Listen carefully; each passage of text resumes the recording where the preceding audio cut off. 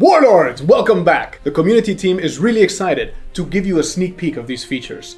We'll go over each of them very briefly, along with some footage and snapshots that we've taken from the game. Now remember, the footage that you're going to be seeing in this video is still under active development, and things might change when the game launches.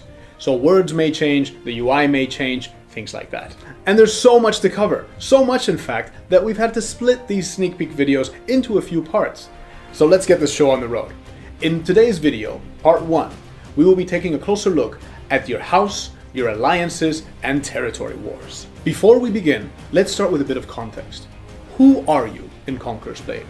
You are a warlord, a single heroic avatar, fierce and deadly, and specialized in a specific combat style and weapon. As a warlord, in this world, you will begin to fight for your fame and name. You will build up your career through quests, battles, and missions throughout the lands. You can choose to go solo, being a mercenary warlord with your own private army, attacking and defending houses if the coin is right. You can choose to join a house and become a member of their ranks as a knight or a noble, and fight to bring them glory. Each path has its own risks and rewards, its own riches, and its own perils. Choose wisely. But we'll get into that in another video. Now then, let's dive deeper into houses and alliances, the backbone of this open, player-driven medieval world. Houses are the guilds of Conqueror's Blade. If you have the ambition and the coin, you can choose to create your own house and rally other warlords to your ranks. As soon as you have a well-populated house and have spent enough resources to build up your armies, you can take part in territory wars, which is the name given to the battles in which two houses attack each other's castles, towns, and villages. If somebody declared war against your house, you will see it in your house UI under Defending. If you declare war, you will see it in the attacking section of this UI. As soon as your house has conquered at least one city, your headquarters will be in this location, and you will be able to create your own alliance, so that other houses can join you. You can join an already existing alliance as a mercenary warlord which is not a member of any house, or as a house who has yet to conquer any cities. The lands of your house, your allied houses, and the castles and locations you all control will all be visible in the map as friendly. The fight for domination begins, and everyone in Conqueror's Blade will soon learn that you will need to be able to form strong and lasting alliances in order to last. Now I bet you're wondering, how will all this happen? How will all of these houses fight it out to take over each other's castles, villages, and lands? Wouldn't it just be mayhem? Remember, war is chaos. Your lands are always susceptible to enemy skirmishes crossing your borders, to attack your houses and your resources. You always have to have a strong defense. When you prepare to march across the land, you better be ready. But when it comes to major battles to control villages and castles, we've made a very simple system to make sure the attackers and defenders are there at the precise moment. This is where Territory Wars steps in. Traveling the open world is no easy task. You are vulnerable to attack at any moment while you journey to your destination. There are no time slots out here, and that is why you must bring your allies with you and be together as you march.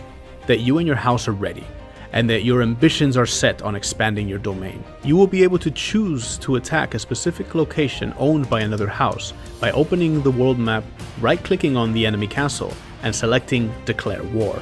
You will then need to select one of the time slots that the enemy has set to carry out your attack. These time slots last for 1 hour. The scheduled war will show up on your house's attacking list in your house interface.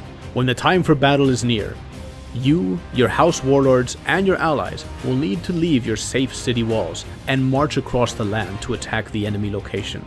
Each warlord will be able to select the units that will make up their army by talking to the castle's gatekeeper and selecting Leave the City. Remember though, everything in war demands resources. The bigger the army you march with, the slower you will be, and the more food you'll need to supply it. Just as resources are needed to create your army, resources are also needed to maintain them. Traveling across your lands is no easy task. Ambushes in the open world can happen around any corner, and you'd better stick together or bring your allies with you as an escort. Enemy warlords can attack you at any moment in the open world. No time slots are needed here. If you are out there, you are a target. Once you've reached the enemy's castle, make sure that all your house members and allies are with you, as you will need to stand united and join the fight together. destruction and mayhem will follow. If you're victorious, you win the city. You have a brief peace period to rebuild it and protect it until the next time slots kick in. If you lose the battle, you have to turn around and run away. And you better pray that the enemy house doesn't have enough warlords and armies left over to pursue you and pick you apart piece by piece. The open medieval world of Conqueror's Blade is not a place for mindless bloodthirst. You can't just throw your armies at the enemy castles. You have to plan, you have to be very careful, and you have to study the tactics of that specific castle. If you're reckless, you will deplete all of your resources, and enemy houses will just take over you. Let us know what you'd love for us to cover in our next videos. The resource system, the unit upgrade system, maybe the caravans, the camps, there's really so much more. This is a massive MMO, so we won't be able to cover everything, of course. But let us know in the comments below which game features you'd like us to cover next. If you still don't have access to the beta, head over to the website right now. With the Founders Pack, you'll be able to secure your access and the access to all future testing phases. You'll also receive exclusive skins for your warlord and units. This gesture really helps support the team and our efforts, and the feedback you give us during the testing phases helps the devs give Conqueror's Blade the polish it deserves. So come join us on our social media networks and our Discord server.